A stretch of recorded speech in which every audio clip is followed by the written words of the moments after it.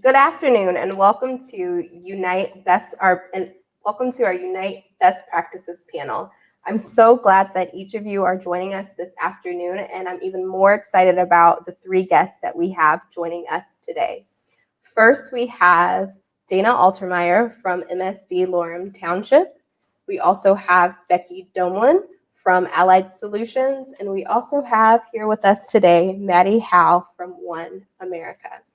So without further ado, I am going to start with Dana and let Dana introduce herself today.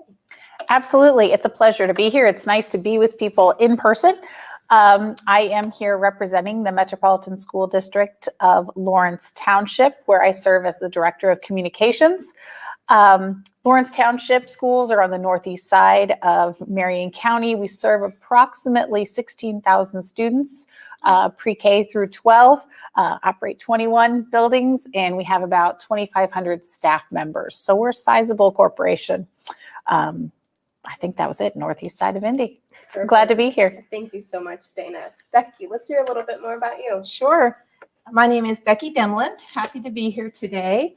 I serve as the Employee Communications and Community Relations Manager at Allied Solutions. Our headquarters is up in Carmel, Indiana, and we're a national company of about 1,200 employees, half of which are based here in our headquarters in Carmel. The other half are throughout the country. We have 4 other main offices in Plano, Texas, St. Paul, Sioux City, and in South Bend. Perfect. Thank you so much, Becky. Maddie, let's hear a little bit more about you. Awesome. So I'm Maddie Howe, Director of Communication, Director of Community Affairs. That's not my role. Director of Community Affairs at One America. One America is a over 140-year-old company in the financial services space. So that incorporates retirement services, employee benefits, long-term care. And then within that, we are headquartered in Indianapolis. We also have, just like you guys, a few other home offices, but then also associates across the country. So while our headquarters is in Indy, our other home offices are in Portland, Maine, San Diego, California, and Milwaukee, Wisconsin. And we have about 2,300 associates across our enterprise with about 1,800 in Indy. Perfect. Thank you so much. And each of these ladies are here with us today because they are employee coordinators. And so just to give our audience a little bit of a feel for how long you've been an employee coordinator, Dana, how long have you been serving as the employee coordinator in your role? 2021 will be my 8th campaign. That's terrific. Yes. Yeah, yes, That's so definitely. exciting. Yes, my 8th year in this role. I love that. Awesome. And Becky? I didn't know that. I needed to know that. So I would say 15 to 20 years. Oh, of Oh my campaigns with That's a few awesome. different companies. Wonderful. Oh my gosh, Becky, you're killing it. Thank you for your Yeah. service. So this past year was actually my first year as an employee coordinator. But I was very lucky enough to work at United Way of Central Indiana for about 4.5 years as a relationship manager before this. So I actually was on the other side working with employee coordinators. And then now I get to be one, which is very exciting. And we're happy to have each of you. Maddie, I will actually start with you since you are kind of our newest employee coordinator. What advice would you have for coordinators who just found out this is their role? What lessons have you learned? And how do you make it fun? So Oh I'm gonna my start with goodness. you. I feel like that's a lot. That's a big It's a big first question. No pressure. No, but I think so to address the first piece. So, what I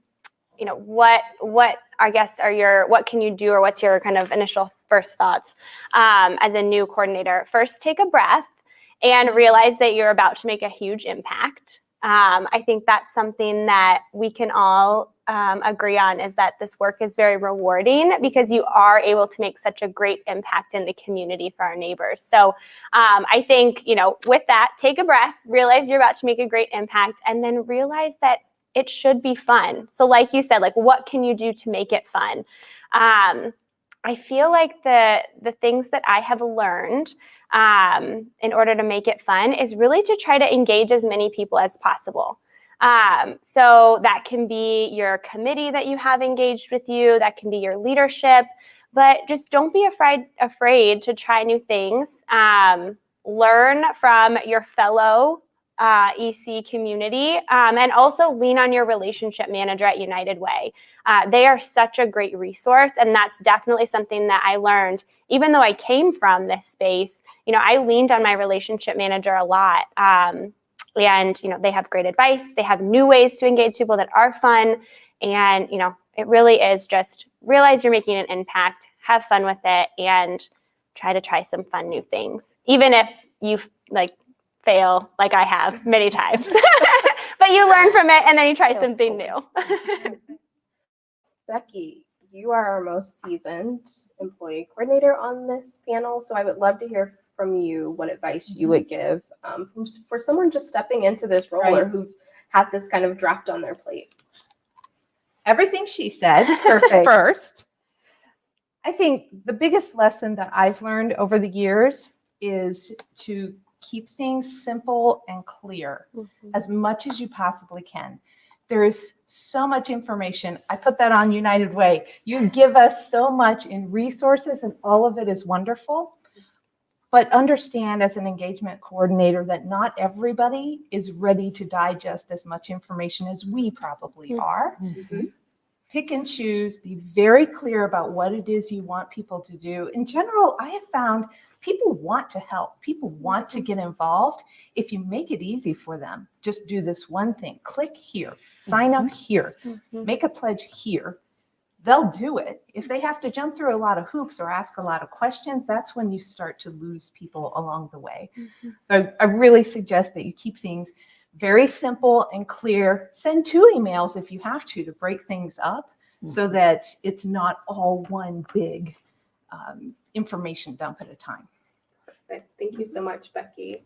Dana, Yes. same question for you. What advice would you give? I certainly echo both of their sentiments. All of that is so important. A couple things. You have to have the buy-in at the top, and I know we're going to talk a little bit more about that as the conversation continues, but that's imperative because of that trickle-down effect. And then the other thing, and I'm speaking from a school perspective, for a school district with so many schools, you have to give buildings and those ambassadors the autonomy to make it their own. Because the fundraising and the ways to engage staff members may look different in different buildings. And that's okay. And that's something that has evolved. There's no script for what the campaign needs to look like at Lawrence Central versus Lawrence North. They need to make it their own. But that said, sometimes it's nice to have a little friendly competition. And we've been known to go down that road. As I mentioned, Lawrence North and Lawrence Central or Fall Creek Valley or Belzer. Really, they want to win, and it's for a good cause. And I mean, United Way dollars come back into our school district, so it's personal. And obviously being very concise and providing a lot of clear direction because we're here to serve those schools, but letting them make that campaign their own is very, very important. And for anyone out there that is listening, don't collect change. So no penny wars? Having counted over $400 in change with a former coordinator, Bo, in my office, work with your partner or your manager with United Way to figure out the best way to handle that, because I didn't make any friends in your business office either. Oh my goodness. So lessons learned. You wanted to know. No change. Yeah. That is a huge lesson. I love, and real quick, so I love what you said about competition. That has been something that is, or has been really motivating with our leaders and team as well. So I do think that, a friendly competition is always a good thing. Make it fun.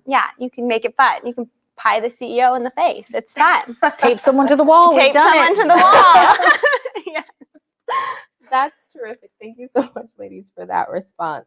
For our next question, we all know that incentives are a great way to keep employees engaged. However, for some, incentives can be a barrier because of cost. And so when incentives are a barrier because of cost, what are some ideas that you have in getting employees involved and incentivizing them to participate? Yeah. Okay. You want to Anyone take got that some ideas first? on Yeah. that. Go right ahead, Becky. You got to use what you have. Mhm. And sometimes it's not a big budget. I've certainly been there myself. One of my favorite incentives that we've run was using the talents and time of our company's senior leadership and offering up experiences. I went to our company's leadership and I said, what can we auction off for you? Maybe it's CEO with breakfast with the CEO, or career advice with the head of HR. Or some of them came forth with talents and skills that we didn't even know about, like a guitar lesson with the head of IT. We put all of these experiences Make up. notes myself. I know. I literally just wrote down leadership incentives. Ask that. Keeping folks engaged all year round. I love You're it. helping us all, Becky.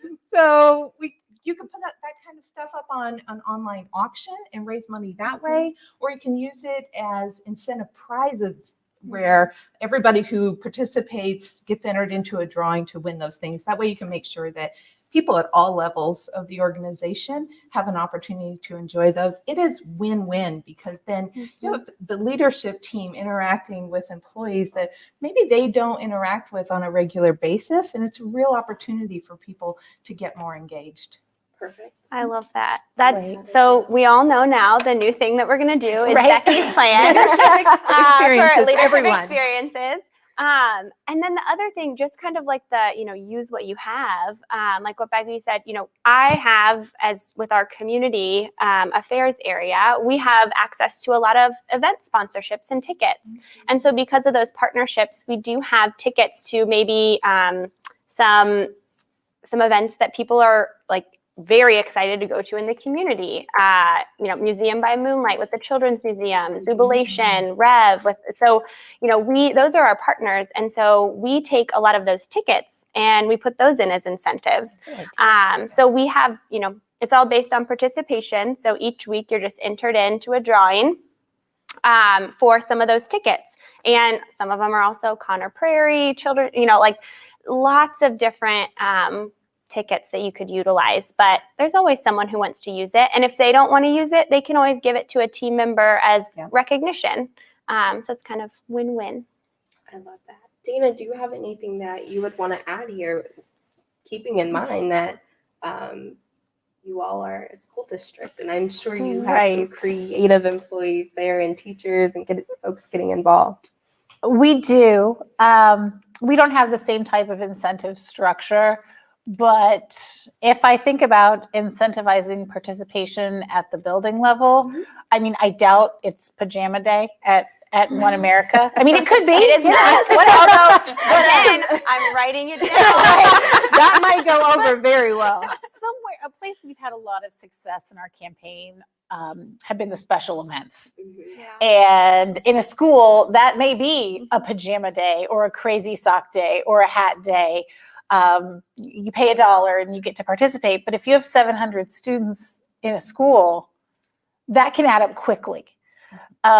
So that's been a great way to incentivize participation. And then with staff, I've seen a lot of different things. Obviously, the individual giving is encouraged, but we might have a building ambassador put together kind of a package over the course of 4 weeks. We run a 4-week campaign where it's you give $25 and within the campaign you can wear jeans, or you'll get to participate on Fridays at a Sunday bar or a baked potato bar. And we have so many community partners that are willing to support these type of initiatives.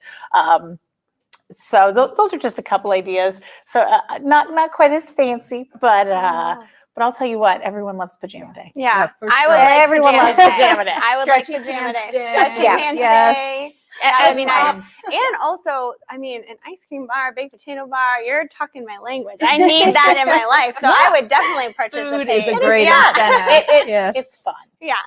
And Gotta make it fun. the key is finding what works for your Yes. individual organization, no true. matter how large or small you are. Mhm. So thank you, ladies, for your perspective. And we've been talking a lot about participation. At United Way, we talk a lot about the impact, right? And we focus sometimes, and our community partners focus on the dollars, but getting folks to participate in the campaign is equally important because it can be utilized as a team building exercise. It can be used to bring folks together, engage with leadership. How do you go about increasing your employee participation? And I will let. Do you want me to start? Go ahead. I'm gonna Sure. have you start.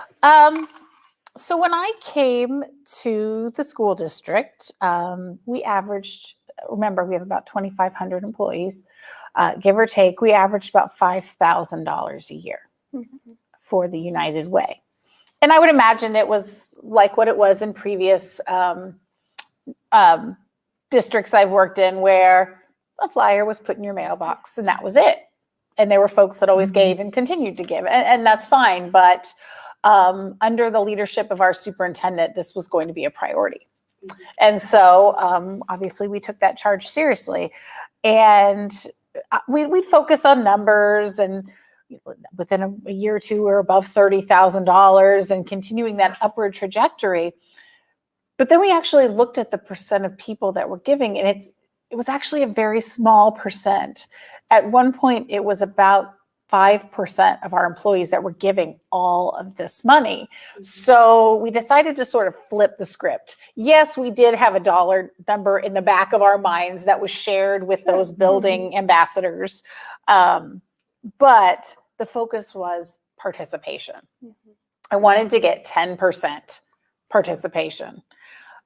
We ended up getting 11, but this is going to sound crazy, but even if you are doing that $25 to wear jeans or to do whatever, fill out a form with that. A lot of folks will, if you go into transportation, everyone's going to give $5, but no one fills out a form. So I would encourage, this is also a tip for anyone that's a new campaign coordinator, tie that gift, regardless of size, to a person. Yes. And that was something I didn't do in the beginning. And as I really started to make that more of a priority, obviously that did reflect in our numbers with regard to participation, but it just made it more of a priority. And now everyone knows. If you're going to make your gift, make it your gift. Now, of course, Pajama Day is a special event, but just focusing on getting everyone to do something. Doesn't matter if it's $1. That's a person making a gift. So that was just something we really flipped to, focusing less on that final dollar amount and more on that participation amount. Terrific. Maddie, Becky, is there anything that you would want to add here? Yeah, well, so we kind of run the same way, really emphasizing participation over the dollar figure raise. Now, again, as a campaign committee, we know what we raised last year. We want to beat that, of course. But we also want to beat the participation number that we have. And that's the one that we really promote out to our associates. And that's the one where, we have a competition with our leaders, where they are all assigned a team, and then everyone who reports up under them is on those teams. And with that participation, you do have a lot of people who get pretty excited that their team's winning. We actually bought a trophy, and now we have a plaque with everyone's name. So, in 2019, these are the leaders who won. 2020, these are the leaders who won. So we'll see who wins again. But that's something that has really taken off and has increased participation. And on top of that, if you are able, and this is something that we are very fortunate enough to have because of our foundation, we have a match as well. And so that is nice. Something that, for our associates and for us, makes it a little bit easier for participation, because we can say, even if you just give $5, technically you're giving 10. And with certain matches that United Way of Central Indiana might have as well, then that even goes farther. So just being able to really communicate that impact is helpful. And again, we are very fortunate enough to have that match.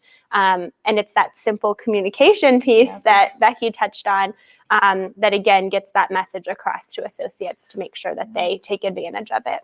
So I got to talk about the spreadsheet. we're talking about clear communication. We're talking about engagement and participation. Participation. I have the spreadsheet, and the spreadsheet has capital, capital T, the spreadsheet. It's running from year to year. I mean, you've got a different tabs at the bottom.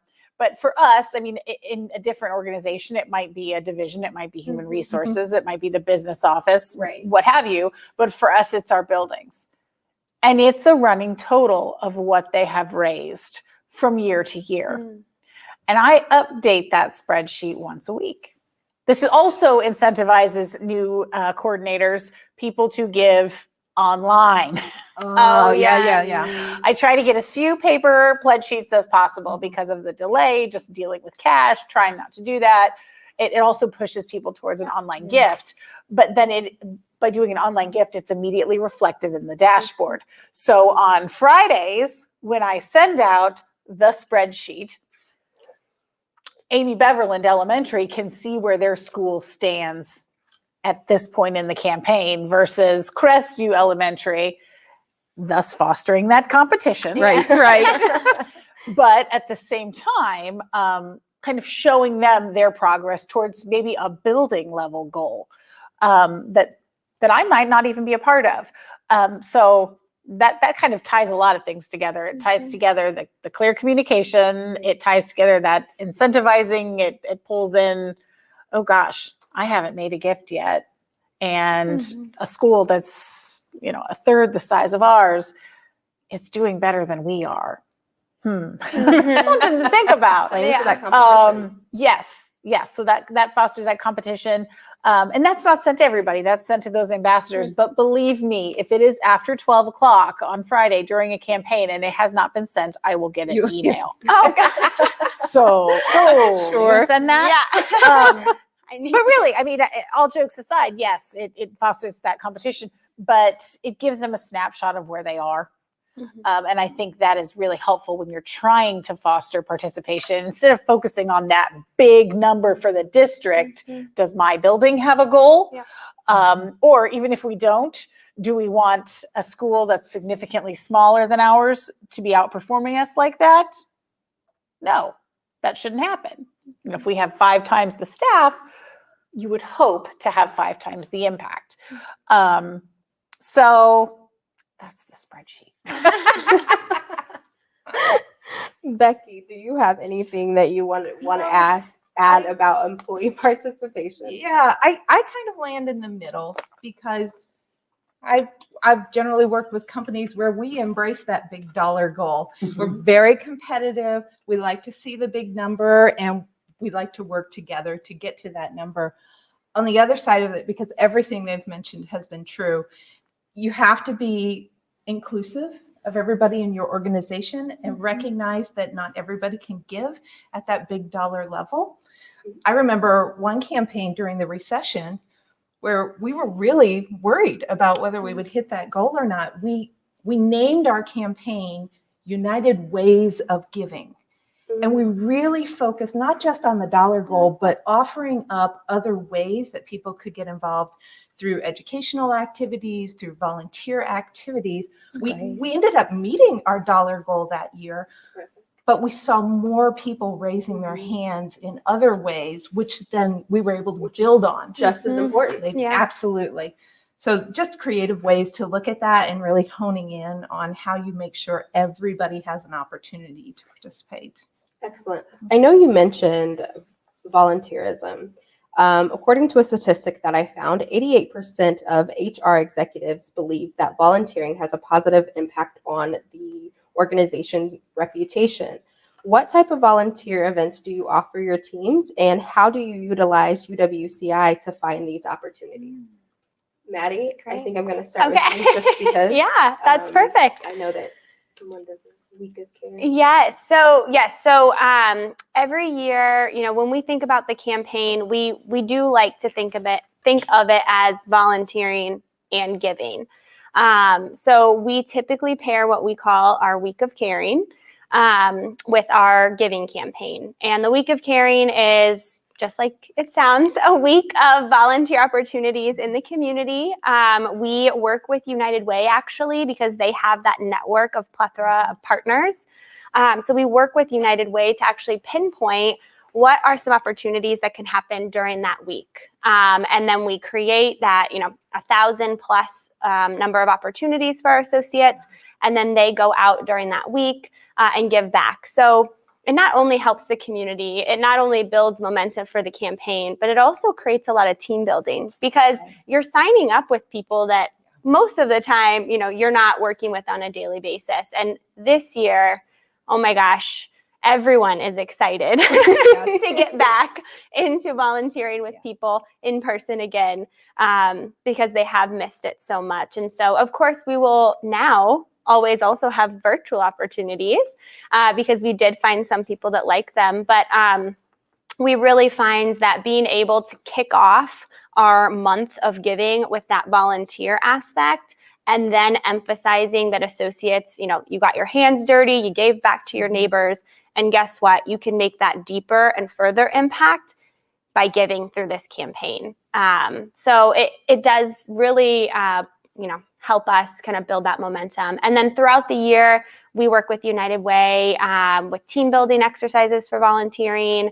We also like to feature the different poverty simulations that they have. So lots of different ways to get the associates engaged throughout the year as well. But we do kind of shine that light on volunteering during that 1 week. And then, then associates get excited to try something throughout the year as well. Terrific. Thank you so much. Becky, do you have anything that you would want to add? I would say, I've organized a lot of different volunteer activities for groups. I lean on United Way all the time to help me make connections or to point me in a certain direction or another. I have also used this forum, the Unite workshop, and I've stolen all your ideas. Every time I come to this forum, somebody mentions something that their group has done, and I take that and I run with it. So my tip, I guess, would be you don't have to be the first one to go do a certain volunteer activity. It doesn't have to be a novelty that you go do it. It's probably the first time your people have gone to do it anyway. So pick up ideas. I soak them up. When you post something on Twitter about your group, I'm watching. And I just think the more the better. And everybody's got great ideas, so lean on them when you can. Absolutely. Thank you so much. Dana, do you have anything that you would want to add? I don't think so. I think we're unique in that we see firsthand the impact of a lot of the volunteering of others. Whether it be through the Read Up program, which is in several of our buildings.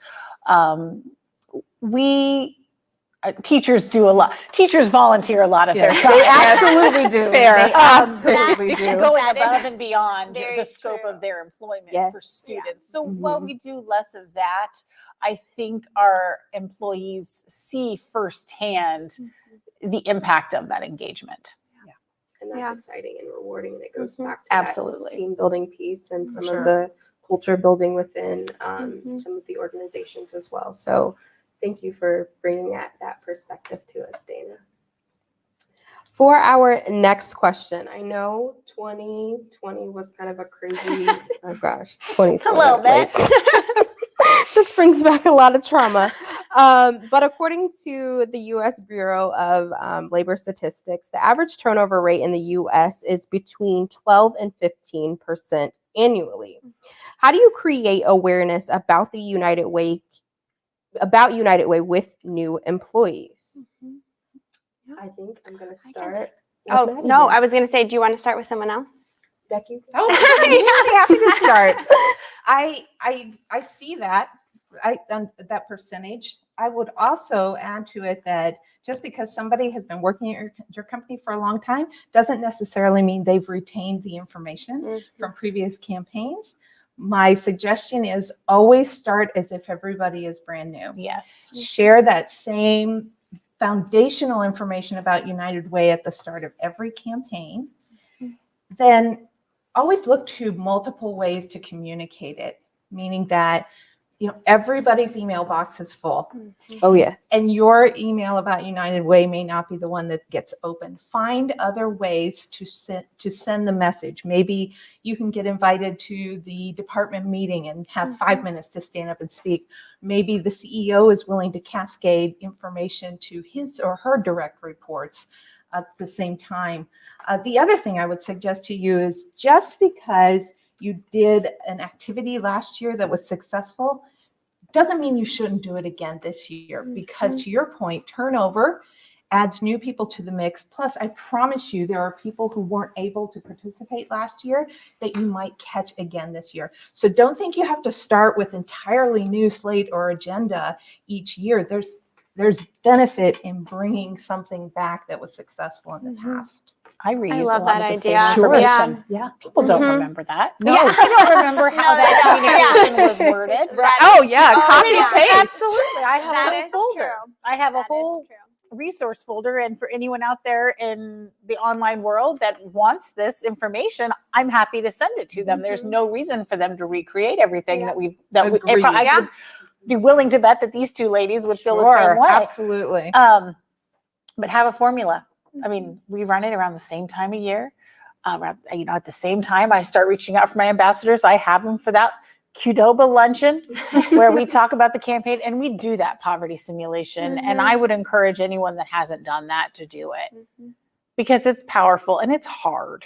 Yes. Yes. You see people get stressed out in that you don't ever see get stressed out in a business meeting. And it's a game. I mean, it's a game. Yeah, I'm like, you handled every single meeting I've been in with you very well, and you are stressing But about the this poverty Smarties are simulation. killing me. Yeah, here. The Smartie Smarties activity. are killing you. That's Yes. Yeah. It's It's so powerful. So impactful. true. Yeah. It's powerful. So yeah, I mean, Yeah. I think obviously you have to make tweaks and adjustments, but be consistent. People know what to expect. People like routine. People They like absolutely do. consistency. And they know what to expect. And I'd love to think that everyone reads my email. Don't we But all? that's wishful I thinking. know. So absolutely, using a multitude of platforms. I put it out to our patrons that we were running our campaign, and I've had parents say, "I would love to contribute." So you never know. Right. You never know when someone might just want to engage that you wouldn't have even thought to reach out to. I love that idea. You can't make assumptions. No, right? can't. The only thing that I would add, everything that they said is yes, all the things that should be done. And I agree on having that communication every year, same time, making sure people get updates or they just understand that base piece of information again. We also, I would say about 2 years ago, started having we've always had a culture session in our new associate hire meeting. So every 2 weeks we bring on a cohort of new hires. So we've always had a culture session, but about 2 years ago we really added and ramped up the communication around United Way during that time, because we wanted associates to hear about it right when they came in. It's not very long, but it does emphasize the week of caring, the campaign, opportunities to look for throughout the year, as well as, features the community affairs team so that they can reach out and get connected to us if they want to get connected to United Way. And so we did institute that, and we have had a lot of people, just be excited that we have a United Way campaign. They maybe didn't come from a company that had one. So they're like, oh, this is great. Or maybe they came from a company that did have one. And then they say, oh, this is great because I can still do it. So we did add that aspect to engage some new associates, which has been nice. Terrific. Thank you. All right. Let's move into our next question. Engaging employees throughout various levels of the company can sometimes be a challenge. With that being said, how have you engaged employees at all different levels of the organization and helped them contribute to United Way on a year-round basis and just kept that communication going? Because, sometimes we don't always get leadership buy-in, or, sometimes there's those folks that you're not always able to see face to face because they may be on a phone all day because of Right. the work that they Mhm. require to do. And so that communication looks different. And I know all three of you have talked about how communication has to be simplified. Mhm. So if Becky, you Mhm. would go ahead and start. Sure. When I think about different levels of the company, there's so many different job functions at the companies where I've worked. And I would say that you will generate an enormous amount of goodwill if you plan your campaign activities around some of the key schedules. Like, let's say, for instance, if you have a call center at your company and that call center has 3 different structured lunch times, don't schedule an agency fair that only lasts an hour, because then 2 whole shifts of people won't be able to participate. Yeah. If they can't participate in your campaign activities, you really reduce the opportunity that they're going to make a pledge to your campaign, because everybody wants to feel included. So stretch that agency fair, cover over the different shifts, make sure that all the messaging that you're doing and all the different activities are accessible to everyone. I just think that's really important. Accessibility. I really like that. Dana, That's a great point. what would you add here? Given the size of our organization, I said something, I spoke to this previously, but I think that buy-in from the top is important. Participation is an expectation in our school district at each building. And obviously I've spoken how that looks different, and that's fine. But I have a building ambassador that is the point person for that school, or transportation, for example, for the campaign. And that's a face that people in that building know. And it's usually an administrator, or maybe it's a director, or maybe it's a teacher leader. More and more, we have teacher leaders that are stepping into that ambassador role to lead that campaign. But I think you're more likely to get that buy-in, A, when you have it at the top, and B, when it's being led at the building level, as opposed to it being yes, it's a district initiative. But if it's just a district initiative, it's easy to say, well, someone else is going to do that. Whereas this may be a district initiative, but what does that look like at Forest Glen Elementary or at Winding Ridge Elementary? So the buy-in, I think, is the leadership, the point person that is a familiar face, someone that I know and can go see and can go talk to, and that autonomy and that creativity in the actual engagement itself. Yeah. I want to add to that real Go quick right that ahead. what Dana is suggesting also correlates over to for-profit organizations, in that there are influential people throughout the organization that might be more recognizable to folks at different levels of the company. So to your point, even if it's the CEO who's bought in and this is a directive because the CEO is behind it, try to get with department heads who can cascade that information for you and be that leader in between who's walking the talk, so that all levels can see it's not just in the CEO suite that this is happening. This is really an everybody effort. Yep. Absolutely. That's what we've found success with that as well. And I do agree. It's that familiar face. It's that team member that you're already going to lunch with, or that you already see speak at a team meeting. Right. And that sort of peer-to-peer connection seems to be a lot more valuable than just, a figurehead at the top. Not that that's not needed, because it is, but at the same time, that sort of relationship, I feel like with that peer-to-peer team is helpful. Thank you so much, ladies. We have talked a little bit, maybe not a lot, leadership buy-in. And it's no secret that for any successful initiative, you really have to have leadership buy-in. But for the truth of the matter, there are some of those who maybe are struggling to get leadership buy-in. For those employee coordinators, what advice would you give to them if they're struggling to obtain leadership buy-in and they feel really passionate about the United Way campaign? Dana, I'm going to start with you. Well, I'm actually fortunate to never have been in that seat.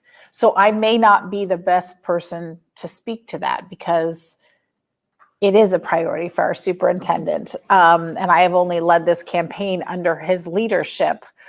But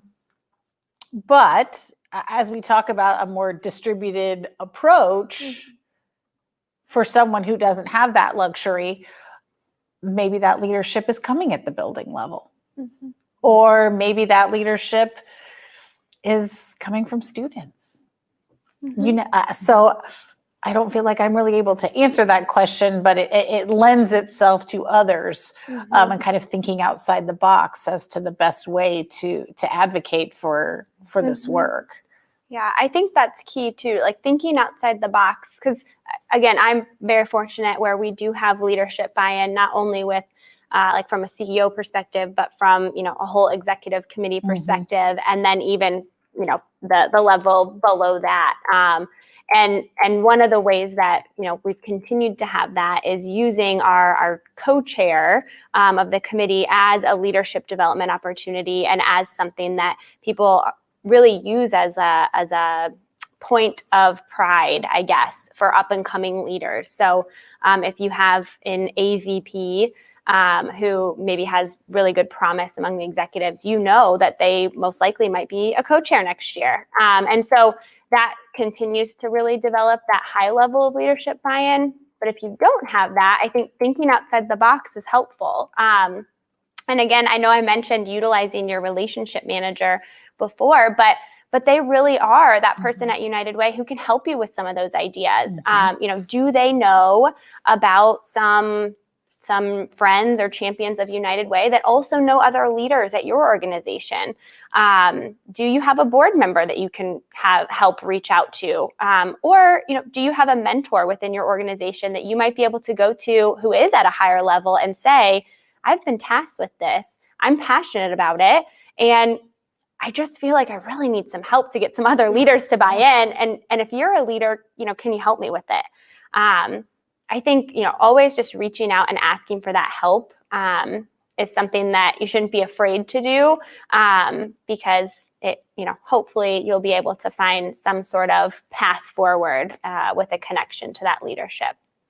That's wonderful, Maddie. Thank you so much. Yeah, just the only thing I would add to that is, as Maddie said, you know, taking advantage of your United Way relationship coordinator, that if you don't know who those people are, they can pull for you who are the people who give consistently from your organization.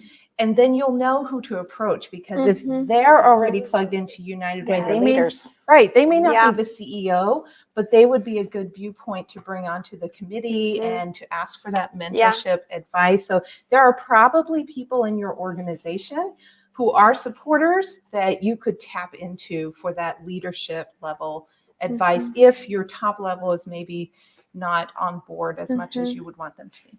Yeah, I think about those champions. You're right, like Women United, emerging leaders. You know, there are so many different groups that people might be participating in, and they can help you. That's true.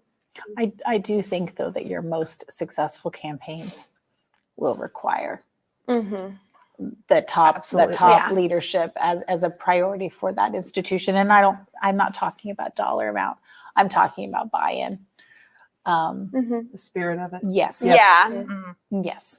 I mean, I think that's been reflected in our success. And I think it's one of the reasons that we're the first K-12 to be celebrated with the Spirit United Award. Thank you very much. Right. But leadership matters. It really does.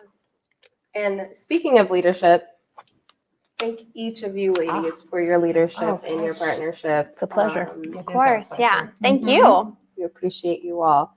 Okay, as we move into our final two questions, I know you all have mentioned champions within your organizations that help you, and some of you have committees that you work with. Some of you have committees that you work with year-round, just right before campaign starts. What are some of the benefits of having your United Way committee, and how do you utilize them to help you? Go ahead. Anyone can start. Okay. So just a few benefits. I think one of the One of the biggest benefits is that you don't have to be everywhere all the time. You're here. Yes. You don't have to be the only person doing this work. So I think, we've really utilized, just like we've utilized the co-chair structure as really that leadership development recognition piece from an executive leadership standpoint. We also utilize the committee that way too. So we have, a committee that is a little bit larger with each area of the business represented that works on the campaign specifically. And then we have a smaller cohort of that really focuses also on some of that year-round engagement. Just making sure that we're keeping United Way top of mind in communications throughout the year, anything that we can help promote on our intranet. But really those champions within each of those business lines, again, it's a leadership development opportunity. Their leaders see that they're taking interest in their community. They're investing in the organization, the business. They're investing in their fellow associates. And so having them really be leaders of their space, their teams, it has been helpful, again, for their own personal gains, but then also for you as the employee coordinator so that you don't have to put on an event at every single piece of the business and also attend everything all the time. So yeah, that's kind of my benefit analysis, I guess, of having a committee like that. There's a lot of merit to talking about leadership development opportunities within the organization. So that is huge. But as you get into larger businesses, then there's also that unique culture of different divisions or buildings or what have you. And that's where a champion or ambassador they're going to be pivotal in making sure that you reach that goal.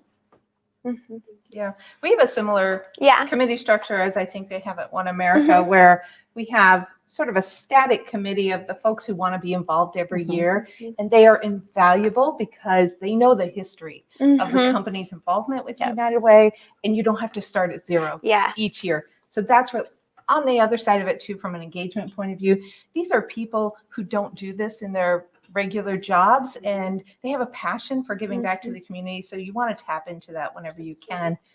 And then we have a different chair and co-chair each year. The co-chair is elevated to chair the following year. So that co-chair is an opportunity for leadership development, yes, but also to see what happens and prepare for the following year. So you always have somebody ready to be elevated. And that's a great way to start off your campaign is there are ideas already in the pipeline at that point. So I strongly recommend if you can get that kind of thing started, that's great. Yeah, the rolling chair structure Rolling chair, to that's a me good way is to call like, yes, it is definitely ideal if you can implement that. Perfect. So my next and final question. What has been maybe your favorite United Way moment? Oh, goodness. A moment that's just, it can be a volunteer experience that you've had, be something that you've seen, or a story that maybe you have told. What is your favorite United Way moment? Oh my goodness. I feel like this is very hard. I feel like the last question, that's a pretty hard one. There's a lot of them for Yeah. sure. But I'll start it off by saying when we were at the racetrack for the 100-year anniversary and we all popped up our umbrellas. Oh my gosh. And I've always felt like I was part of something great with United Way, but at that moment I realized I was part of something really big and monumental, and I felt connected to everybody else standing there holding my red umbrella. So that was a very special moment. I love that. Yes, that experience was like once in a lifetime. Yes. But maybe we can do it at the 200 year. Maybe some of us in there. We can all come back as holograms. It'll be fine. I'm Dana, 125. Okay, more realistic. But yeah, so I agree. That was amazing. I think the most amazing experiences that I can remember are the ones where you've heard fellow associates talk about how they were impacted by United Way as a child, or maybe they had a family member who was impacted by a United Way partner, either later in life as a child, they access services, But being able to hear those moments is something that you can visibly see on people's faces. Like, Absolutely. wow, this is something that really is making an impact. And it's making an impact to our neighbors, but it's also making an impact to my friend. So seeing those things, I feel like, are like the best moments. That Both of those, absolutely 100%. I agree with both. I mean, we have students and families impacted daily by the United Way, and that's what this is ultimately all about. But it sure feels good when you get that email that, hey, we did it. We hit our goal. We Yeah. did it. Absolutely. And you know what? Knock on wood. We've set realistic, smart goals every year, and we've been able to reach them. But I'll be honest, I didn't know what 2020 was going to look like. With we ran our campaign with no students in the building.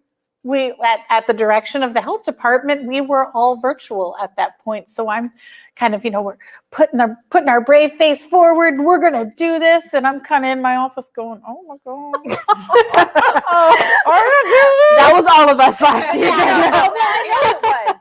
But that feeling, when not only did we do it, but we surpassed it. That's amazing. Was an amazing, amazing feeling. I mean, the Spirit United Award was the icing on the cake, but we didn't know at that point that was what the campaign was going to look like. So 2020 was an emotional year for everybody, but it is a wonderful feeling when, and it's not I did it, it's we did it. We did it.